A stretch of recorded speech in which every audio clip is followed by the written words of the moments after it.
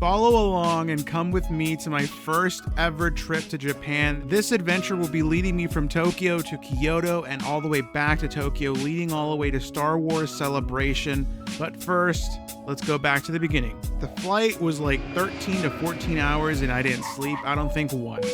Here I was in Narita Airport and I was staring right at Mario and Luigi. That's not Luigi.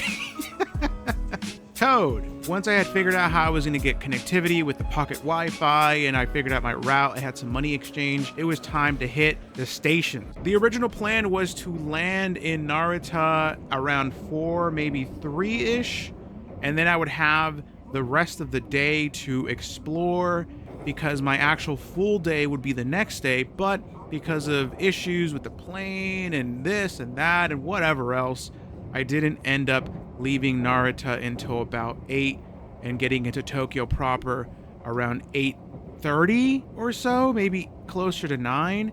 So that is why we're seeing it all late and dark and kind of scary at the time. I'm not gonna lie, it was a bit scary. I made it to my hotel. Obviously, once I checked in, I ended up going downstairs and outside and exploring a little bit of the nightlife, checking out some of the park, and then heading straight to 7-Eleven.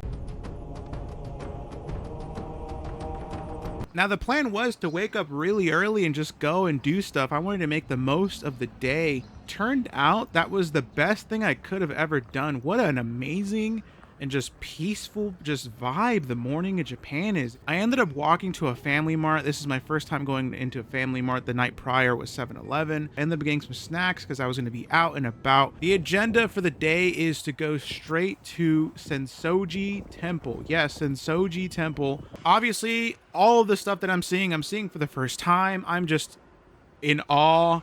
What an amazing experience. After so much struggle and sacrifice and hard work for me to save up enough money to come out to Japan, every just light and sound and the people around me and the art and everything was just, it was just so much. I just couldn't believe it. I was like, even now I can't believe that I did that. I am like seeing these places. I'm like, oh my God, it's there. It's in front of me. It's so beautiful.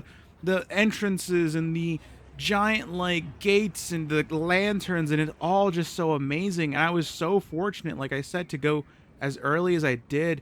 There was just like nobody really there, and I'm so just happy that I went and did that. I was a little bummed out though because I got there so early that the stores were all closed. Like, it was super chill. The sun's still low, so it was a little chilly and I was having a good time. But I was like, man, I kind of wanted to do a little bit of shopping because obviously, I mean, I'm going to Japan for the first time. I got to get my gifts and my souvenirs and my candies and food and who knows what's out there that I want to bring back home. But, you know, eventually I did that. Now, one thing that is just like was insane to me was the Sakuras, the cherry blossoms. This right here, this moment right here, when I saw this, when I was walking up to it, it all just made sense. It clicked in my head. I was like, I get it now.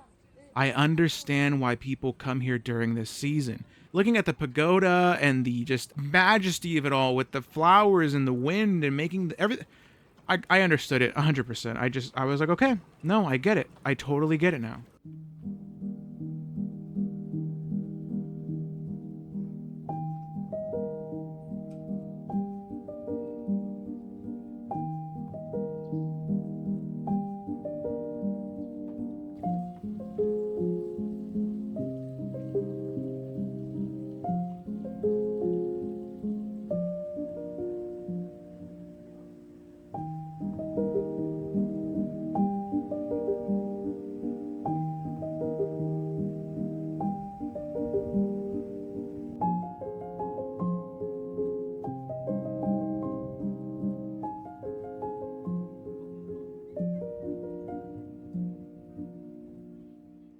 Here I was, the world famous melon pond. That's like, if you've been to Sensoji, if you've been in this area in UNO, you understand where I'm at.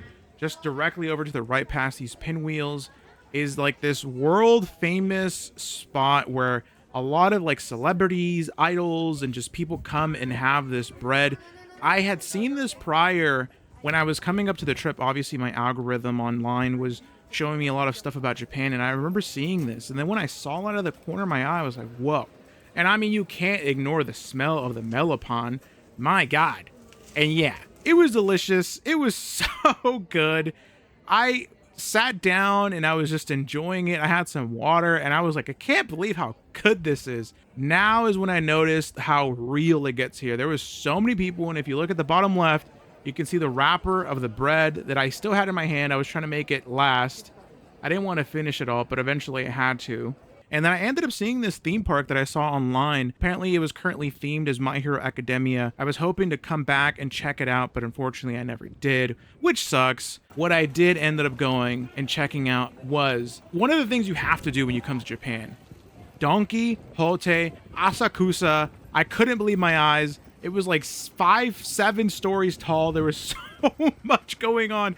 If you've been to Japan, you know how amazing it is, but also how overwhelming it is. There's so much going on.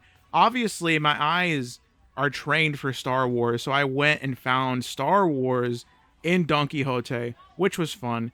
Never got to try them, unfortunately. They were literally all over the place in different stations, different donkeys, but I never got to try it. So here I was inside Donkey. I was looking out the windows, and then eventually I found a really cool spot where it was kind of like almost a little cubby. And I was like, this would be a cool spot to just chill and record, just enjoy myself, relax a little bit. And I ended up getting the Sky Tree. There was this mall. There was a gate. Like, what a beautiful spot. I ended up spending a lot of time in this area right here down below by the gate, just because there's a lot of good shade in this little spot, but it was just a chill vibe.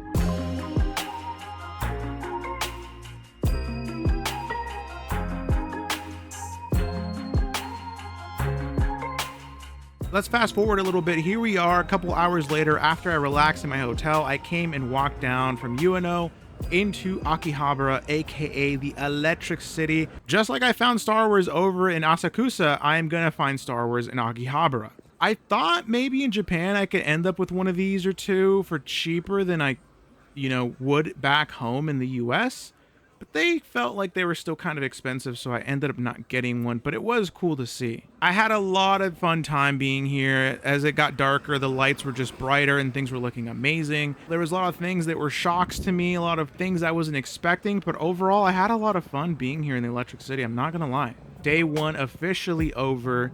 Tomorrow we head off to a new place. Thank you so much for watching. My name is Archon Kamino, and I will see you in the next video. May the Force be with you. Always.